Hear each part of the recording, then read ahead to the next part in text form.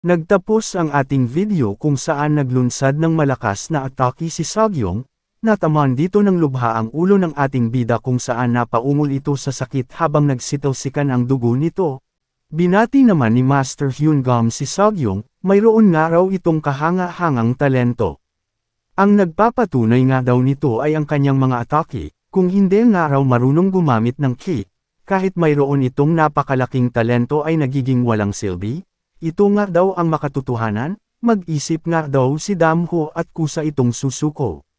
Namilipit naman sa galit ang ating bida habang napasabi sa sarili, wika niya dito kung susuko nga daw siya ay matagal na niya itong ginawa ng maraming beses, subalit ang pagsuko nga daw ay mapilitan itong mapagdudahan ng kanyang kakayahan.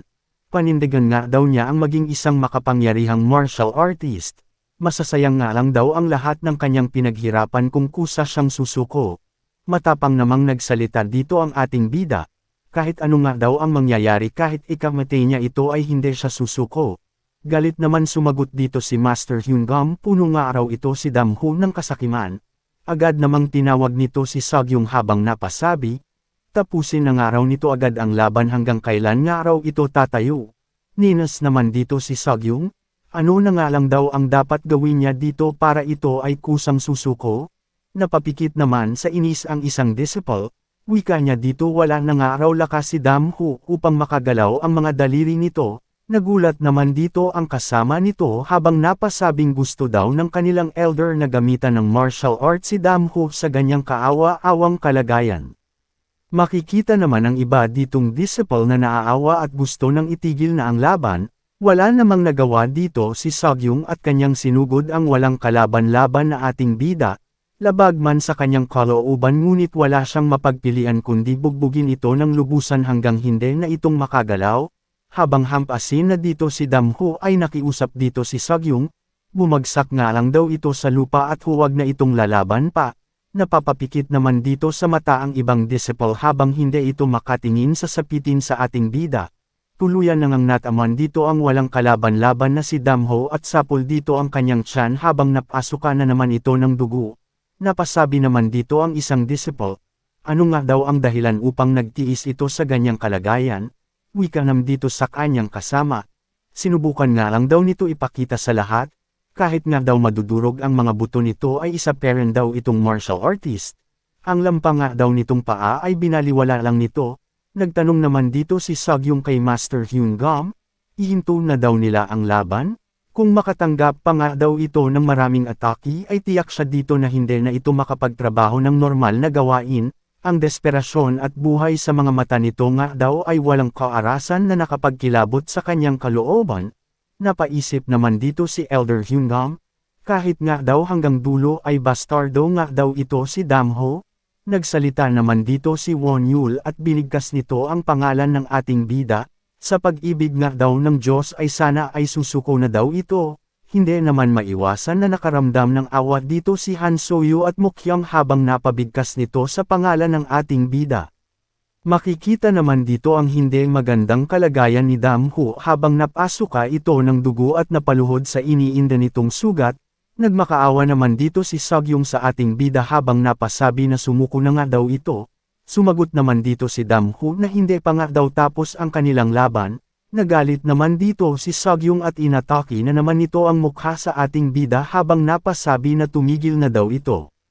Bumagsak naman dito si Damho at nahimite habang nakaramdam naman ng awa ang lahat ng disciple dito. Tinawag naman ang pangalan ng ating bida ni Mokyang habang hinawakan ang ulo nito. Hindi naman maiwasan dito na makonsensya si Seogyeong sa kanyang nagawa kay Damho habang napabigkas naman dito si Han Soyu sa pangalan sa ating bida sabay sabi, huwag nga raw itong bibitaw at tibayan nito ang kanyang loob. Bigla namang napasigaw dito si Elder Hyungam habang tinuro nito si Damho. Bilasan nga daw ng mga disciple na alisin dito si Damho sa stage upang ipagpatuloy ang kompetisyon. Lumipat naman ang eksena sa tahanan ni Damho. Makikita naman dito na binuhat sa likod ng disciple ang ating bida habang nagsigawan ito sa master ni Damho. Nagulat naman dito ang master ni Damho dahil sa sunod-sunod nitong tawag sa kanya. Tuluyan namang nakapasok ang disciple na bitbit nito ang ating bida habang biglang napatanong dito si Elder Hyunso kung bakit nga daw nangyari ito sa kanyang disciple. Sumagot naman dito ang nagdala kay Damho. Nangyari nga daw ito sa kompetisyon. Tuluyan namang natunhayan ang kalagayan sa ating bida sa kanyang master. Hindi naman maiwasan na napatanong ito, bakit nga raw bagbog sarado ang katawan ng kanyang disciple, sino nga raw ang may kapakanan nito. Wika naman dito sa isa na galing nga daw ito sa kompetisyon, huminahon nga lang daw muna ang elder, ang kailangan nga daw ay magamot agad nito si Damho. Sumang-ayon naman dito ang elder habang napasabi, himala nga daw na buhay pa si Damho sa kanyang kalagayan. Tinawag naman ng elder ang pangalan ng ating bida kung narinig ba daw siya nito. Kumuha naman agad ng gamot dito ang elder at ipinakain agad ito kay Damho. Wika niya dito na iligtas nga daw niya si Damho sa abot ng kanyang makakaya. Binigkas ulit dito ang pangalan ng ating bida habang napasabi na kailangan nga raw makaligtas nito. Huwag nga raw ito umalis habang siya ay naiwan. Lumipat naman ang eksena sa Mount Hua Chuyen Palace. Ang Chuyen Palace nga raw ay ang aklatan kung saan nasa taas ito ng Yunwabong Peak at gumanap din ito bilang main gate ng Mount Hua. Sa loob ng Chuyen Palace ay may nagsalita dito sa kanyang elder, mayroon nga raw itong maraming pinagdaanan na problema, subalit sa wakas nga daw ay meron na silang martial expert kung saan ipinagmalaki nila ito. Kahit nga daw kumpara ito sa ibang sekta, ang nakamtan ng kanilang disciple nga daw ay hindi na masama. Malayo na nga raw ang kanilang narating upang muling maibalik ang matatag na kaluwalhatian ng Mount Hua. Ang nagsalita pala ay si Jiang Munan of Mount Hua Haiwanshan Jin-in. Ang Jiang Munan nga raw ang humawak at tumutukoy bilang pinuno ng martial arts. Ang Jin-in naman ay ang kumatawan na may malalim na kaalaman sa pagtuturo patungkol sa Taoist. Wika naman ni Master Hyun Gam na mayroon pa nga daw silang maraming gagawin. Kung gusto nga daw nila maibalik ang kaluwalhatian ng Mount Hua, dapat nga raw ay mas tapat pa sila kaysa dati. Sagot naman dito ni Haiwanshan, kailangan nga raw ay muling pasiglahin nila ang Mount Hua at magkaroon ng talentadong tao na bihira lang makakita ng 1,000 tao. Ang kailangan nga daw ng Mount Hua ngayon ay ang talentadong tao na bihasa sa lahat ng martial arts. Ang daan nga daw na tahakin ay ang landas na magdala sa Mount Hua. Nagpasalamat naman dito si Elder Hyun Gam kay Haiwanshan dahil nga daw sa sakripisyo nitong nagawa sa Mount Hua. Kung wala nga raw ito ay tiyak siya dito na manatili ang pagkasira ng Mount Hua. Dagdag pa niya dito na mahirapan nga daw sila makarecover ng mabilis sa kanilang kinatayuan ngayon. 20 taon na ang nakalipas pagkatapos ng labanan sa Demon Sect. Ang Mount Hua ay humarap sa maraming problema. Ang martial artist na dapat mamuno sa bagong mga henerasyon ay namatay lahat. Ang mga bihasang martial artist ay nasa bingit ng pagkasira. Habang ito ay nangyari, si Master Haiwanshan ay binuhos ang kanyang oras at sipag upang muling pasiglahin ang Mount Hua. Dahil dito wala itong oras upang makapag-ensayo ng martial arts, si Haiwanshan ay nagbitaw ng kanyang mapagpilian. Si Haiwanshan ay gumawa ng mapagpilian upang talikuran ang kanyang martial arts para sa kapakanan ng Mount Hua. Siya ang may pinakamataas na may potential sa lahat ng kanyang kasamahan, ngunit iniwan niya ito lahat para sa pakanan ng Mount Hua. Ang kinabukasan ng Mount Hua ay hinibili niya dito kay Hyun Gam. Bagamat hindi niya dapat ibigay ang miracle na gamot dahil ito ay para sa kanya, ngunit binigay niya ito lahat kay Hyun Gam. Si Hyun Gam ay nagkaroon ng mataas na level ng martial arts dahil ito sa sakripisyo ng kanyang senior, habang si Haiwanshan ay dumiretso sa kanyang trabaho upang pagpapasigla ng Mount Hua. Tulad nito gumugol siya ng 20 na taon na hindi makataong pagtatrabaho upang makakapagpahintulot sa Mount Hua kung ano ito ngayon. Si Haiwanshan ang taong may pinakamahusay na kaalaman. Bumalik naman ang eksena sa Chuyen Palace. Si Hyun Gam nga daw ay may sapat na itong kaalaman upang mabalik nito ang kaluwalhatian ng Mount Hua. Wika naman dito ni Hyun Gam, tutulungan niya nga daw ito gaya sa ginawa niya noon sa kanya. Sumagot naman dito si Elder Haiwanshan. Ang mga salita nga daw nito ay may katotohanan. Kailangan nga daw nito magkaroon ng disciple upang makapagmana ng kanyang kaalaman. Ang pagpili nga daw ng maayos na disciple ay tama. Sumang-ayon naman dito si Elder Hyun Gam. Wika naman dito ni Elder Haiwanshan, kaginhawaan nga daw iyon. Gusto din daw niya na ibahagi ang kanyang plum blossom peel sa kanyang disciple. Lubusang nagpasalamat naman dito si Elder Hyun Gam. Napatanong naman nito si Elder Haiwanshian, mayroon na ba daw itong napiling first-rate disciple na nakakuha sa kanyang paningin? Naalala naman dito ni Elder Hyungam ang amahin ni Damho? Dagdag niya dito ang lahat nga daw ng first-rate disciple ay halos tapos na itong matuto ng martial arts. Halos impossibly nga daw turuan ng bagong martial arts kapag nasa ganoong estado sila.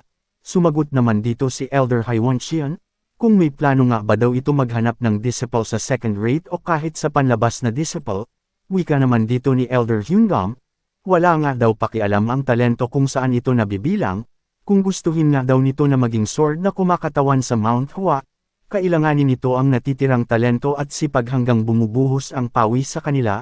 Bigla namang pumasok dito si Elder Hanso habang tinawag nito ang pangalan ng kanyang senior Haiwanshian. Dali-dali itong pumasok habang napasabi dito ang kanyang senior, bakit nga raw ang taas ng boses nito matuto nga raw itong lumugar kung saan ito ngayon? Nagsalita naman dito si Elder Hanso, pumunta nga raw siya dahil nabalitaan daw niya ang kanyang senior Hyungam ay nandito sa Chuyin Palace. Nagtanong naman dito si Elder Hyungam, nandito nga raw ba ito dahil sa kanyang disciple? Sumang-ayon naman dito si Elder Hanso. Dagdag niya dito na intention ba daw nito na patayin ang kanyang disciple? Sagot naman dito ni Elder Hyungam na wala nga raw siyang layunin na ganoon. Wika naman ni Elder Hanso, bakit nga raw nito dinurog ang katawan ng kanyang disciple? Sagot naman ni Elder Hyungam, yan nga lang daw ang daan na makapagligtas nito, ang paghinto nga daw ng martial arts ay makakabuti ito sa kanya. Sinuntok naman ni Elder Hanso ang upuan. Ang pinagsasabi nga daw nito ay walang kabuluhan. Paano nga daw ang paghinto ng martial arts ay makapagligtas nito? Sagot naman dito si Elder Hyungam na ang kanyang disciple nga daw ay lampa ang isa nitong binti. Wala naman daw itong kakayahan na matuto ng martial arts. Sa tingin niya raw rito ang pag-aaksaya ng kanyang talento ay nakakalungkot. Ngunit wala na nga raw silang magagawa pa rito. Nagalit naman dito si Elder Hanso. Paano nga daw nakapagsalita ng hindi maganda ang greatest swordsman ng Mount Hua? Binigo nga daw siya nito ng lubusan. Ninas naman dito si Elder Hyungam habang ito ay napatayo. Ano nga daw ang pinagsasabi nito na hindi siya pwede makapagsalita ng ganon? Kung ang kapakanan nga daw ng Mount Hua ay gagawin niya dito ang lahat. Wika naman ni Elder Hyunso, ano naman daw ang kinalaman niyan sa pananakit ng kanyang disciple? Sumagot naman si Elder Hyungam habang napasabi na para daw ito sa kapakanan ng kanyang disciple. Dagdag niya dito na hindi nga daw dapat nangangarap ng mga kalukuhang bagay ang magiging pinakamagandang bagay para sa kanya. Hindi nga daw ba alam nito kung gaano kalupit at kahirap ang daan ng martial arts? Kung nagkamali nga raw siya bakit nga daw si Hyunso ay sumunod ito sa kagustuhan ng kanyang master na maging scholar at sukuhan nito ang martial arts? Hindi nga daw siya nakaunawa kung bakit ganun ito magdesisyon. Bakit nga daw pumili ito ng walang kakayahang disciple at hindi binigyan ng isang pagkataon ang ibang disciple? Hindi nga daw niya ito maintindihan. Kung siya nga lang daw sana ang nagmana ng kapangyarihan ni Chian Gunga kung saan ito ang master ni Hyunso, hindi na sana dumaan ang Mount Hua sa mahihirap na panahon na naranasan nito. Kahit nga daw madali ang kanilang pag-angat ngunit nagtiis nga daw muna sila ng ilang taon. Gusto nga daw niya ipakita sa mundo ng martial arts na hindi nababagay dito ang lampa na gaya ni Damho na maaring mabuhay. Hindi nga niya pinagsisihan ang kanyang desisyon kahit ngayon. Napasabi naman dito si Elder Hyunso, si Elder Hyungam nga daw ay nagtataglay ng sama ng loob sa pangyayaring iyon, habang ito ay nakaharap at humingi ng opinion kay Elder Haiwanshian. Naniniwala nga raw ba ito kay Elder Hyungam sa mga pasya nito? Sumagot naman dito si Elder Haiwanshian, ang kinuha nga ba daw nito na disciple ay ang batang natagpuan nito noong nakalipas na 5 taon?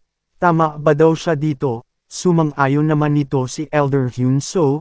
Dagdag pa niya dito na pinayagan nga daw nito ang bata na manatili sa Mount Hua, ibig sabihin raw nito ay bahagi siya rito? Ano ba daw ang mali nito upang matuto ng martial arts? Wika naman dito ni Elder Haiwanshian, ano nga daw bang panig ang dapat pahintulutan upang umunlad ang Mount Hua? Humingi naman dito ng kasagutan si Elder Hyunso. Sumagot naman dito si Elder Haiwanshian, ang pagpahintulot nga daw niya nito sa nakalipas na 5 taon ay kanyang kamalian. Makikita naman dito ang lugmok na ekspresyon ni Elder Hyunso. Dagdag pa niya dito, Naselayan nga raw niya sa mga mata ni Damho habang puno ito ng paghihiganti noong nagising ito, ang mga mata na hindi kailanman nakakamit ng isang bata. Kung maayos itong matuto ng martial arts ay tiyak ito ang magdadala sa kanila ng kapahamakan. Kung hindi nga daw ito nakiusap noon, ay hinding-hindi daw siya papayag na gawing disciple ang batang iyon sa Mount Hua. Hindi nga daw nababagay ang pag-aalaga nito sa kanyang disciple, ang pagtuturo nga raw nito ng higit sa martial arts ay masama na desisyon, hindi naman dito may pinta ang mukha ni Hyunsoo sa galit habang rinig niya dito ang walang kabuluhang pinagsasabi ng kanyang senior Haiwanchian. Umalis naman bigla si Hyunsoo na walang column habang nagsalita. Maghintay daw ang mga ito, ipapakita nga daw niya sa kanila kung gaano kamali ang kanilang mga opinyon. Si Damho nga daw ay hindi basta sumusuko kaya may rason nga daw siya upang hindi niya ito pagsukuan. Si Damho ay mayan tulad sa sinabing sirang estado, sumakit ang katawan nito hanggang sa punto kung saan hindi niya nasanay ang katawan noon. Imposible na itong makalakad muli, ito ba daw ang gusto mangyayari ng kanyang mga senior upang wala na itong mapagpilian at huminto na ito sa martial arts, sobrang mapangahas nga daw ang mga ito. Ang kalagayan nga daw ni Damho ay aabutin ito ng 3 taon bago gumaling ang mga sugat nito. Iyon na daw ang magandang pagkataon upang matuto si Damho ng martial arts. Sa 3 taon ang kanyang musculoskeletal structure ay titigil sa paglaki upang hindi nito maabot ang kanyang buong potential. Ito nga daw ay mayan tulad sa paghatol ng kanyang senior Hyungam kay Damho upang hindi na ito matuto ng martial arts. Subalit ang panahon nga daw ay pabago-bago at hindi palaging pabor nito sa lahat ng panahon. Lubusan daw siyang nagpasalamat dahil wala daw ibang internal injury si Damho. Ang heavenly cultivation technique nga daw ay prinutiktahan nito ang kanyang circulatory system. Kung hindi daw ay manatili na itong coma habang hindi na makagalaw sa buong buhay nito. Ito nga daw ay kalooban ng langit upang hindi ito maabala. Maghintay daw ito ng kaunti pa para lubusan itong gumaling. Si Hyunsoo ay namumuhay bilang scholar sa buong buhay nito. Ang kanyang martial arts daw ay mas masahol pa sa pangkaraniwang tao. Makikita dito si Hyunsoo na nagpunta sa bundok ng Sanggang para sa kapakanan ng kanyang disciple. Nag-aaral nga raw siya ng pamamaraan kung paano pakalmeyan ang tibok ng puso. Ngunit kung haharap daw ng kapahamakan ang lahat nga raw na ito ay walang silbi. Ang lakas daw ng loob na humakbang kapag ang buhay ay ang nakasalalay. Tila hindi niya daw ito makukuha sa pagbabasa lamang ng aklat. Makikita naman dito si Hyunsoo na gumamit ng matulis na bagay upang makaakyat. Habang napasabi na gaano nga daw kakatakot ang kanyang naramdaman ngunit kailangan niya daw ito gawin para sa kanyang disciple. Sa kagustuhang maligtas ang kanyang disciple ay tinataya niya dito ang kanyang buhay. Patuloy lang siya dito sa pag-akyat upang makarating sa tuktok para makakuha ng halamang gamot.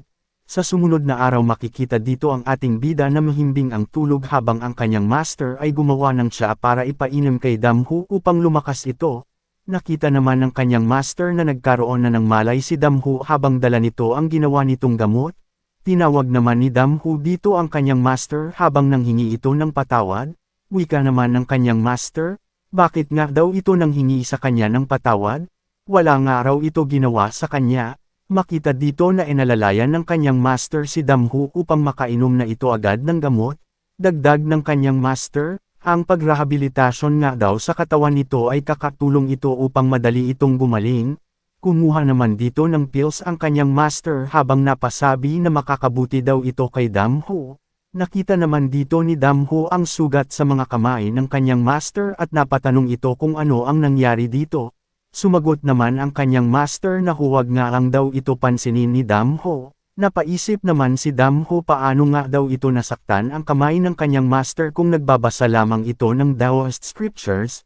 Siguro nga daw ay nakuha nito ang sugat sa paghahanap nito buong dako ng Mount Hua upang mabuo lamang ang ganitong pills. Napaiyak naman dito ang ating bida. Nagtatago nga daw ang kanyang master ng malaking sugat sa ilalim ng damit nito. Binigay naman dito ng kanyang master ang pills ni Damho habang ang ating bida ay nagpasalamat dito. Kinain na dito ni Damho ang pills na binigay sa kanya habang napasabi dito ang kanyang master. Mag-concentrate nga daw ito at gamitin ang heavenly cultivation technique upang damaloy nito ang epekto ng pills sa kanyang katawan. Makikita naman dito ang ating bida na nag-cultivate. Ang gamot na kinain ni Damho ay ang inakyat ng kanyang master sa bundok ng Samgang upang makakuha ng mahahalagang halamang gamot na mataas ang uri upang gawin itong cultivation pills o tinatawag na unyangdan. Ang scholar lamang ang nakakaalam nito kung paano ito gawin. Ito ang pills na kaunti lang ang nakaalam ng pangalan nito. Hindi ito nagpapalakas ng internal energy gaya ng plum blossom pills, ngunit kung gamitin ito araw-araw ay mapataas nito ang internal strength sa madaling panahon at pataasin nito ang musculoskeletal system. Nagsalita naman dito si Master Hyun So, kung ang heavenly cultivation technique nga daw ay pandayan ng bakal, ngunit ang unyangdan naman ay may pinatuyong panggatong sa loob nito. Dahil sa pinatuyong panggatong, ito ang dahilan upang mainit ang pandayan. Si Hyun So ay isang scholar na bihasa sa sculptures, kabisado nito ang hindi mabilang na aklat ng martial arts. Kung ikumpara nga daw ang kanyang martial knowledge sa karaniwang martial artist ay mayroon itong malalaking pagkakaiba na nakakatuwa. Si Damho ay sinunod lahat ng payo ng kanyang master na kainin ang pills sa umaga upang madali nitong masipsip ng kanyang katawan. Sa paggamit ng heavenly cultivation technique, ramdam niya ang bawat araw ay madali lang. Lumipas ang isang buwan, si Damho ay nagkaroon ng kaunting lakas. Makita dito si Damho ay lumabas palapit sa kanyang master. Kinumusta naman agad nito ng kanyang master si Damho patungkol sa kanyang katawan. Masaya naman dito sumagot ang ating bida, na sapat na daw upang makalakad siya sa paligid. Wika naman ng kanyang master. Tulungan daw niya itong makahanap ng martial arts na bagay sa kanya. Ang martial arts nga daw ng Mount Hua na kasalukuyang ginagamit ay hindi ito bagay sa kanya. Gumawa nga daw sila ng martial arts na siya lamang ang makakagamit nito. Ang una daw nilang gawin ay ang paggawa ng footwork na bagay sa kanyang lampa na binti. Ang fancy footwork nga daw ay walang kwenta kay Damho. Sumagot nam si Damho na alam daw niya iyon.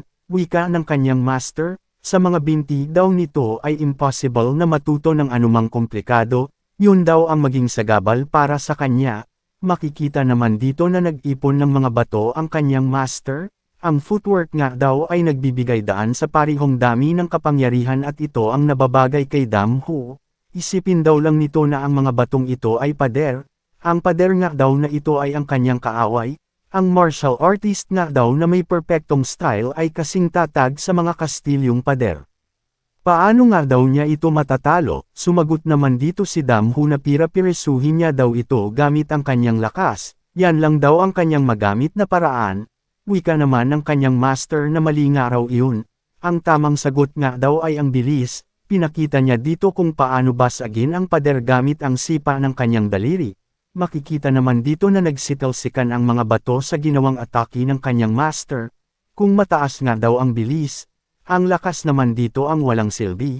Ang battering ram daw ay panggiba ng kastilyong pader sa panahon ng pag-atake habang kaya nitong tumagos sa pader. Ang footwork nga daw ni Damho ay kailangan mayang tulad ng battering ram. Tulad nito kailangan daw nito kumilos ng nakakatakot na bilis at itoon ang lahat nitong lakas sa isang punto. Yan daw ang closing footwork na nais nilang dalawa na magawa na mayan tulad ang kamao ni Damho sa battering ram na kayang tumagos sa kastilyong pader. Dagdag ng kanyang master, ito nga daw ang ibig sabihin ng pagsugpo ng pagbabago gamit ang pagiging simple. Pangangalan nga daw niya itong battering ram type footwork aside lying step. Ang aside lying step nga daw ay hindi nangangailangan ng marangya na paggalaw. Kailangan daw ang mga binti ni Damho ay dapat maging tulad ng isang haligi na humawak ng napakalaking kapangyarihan.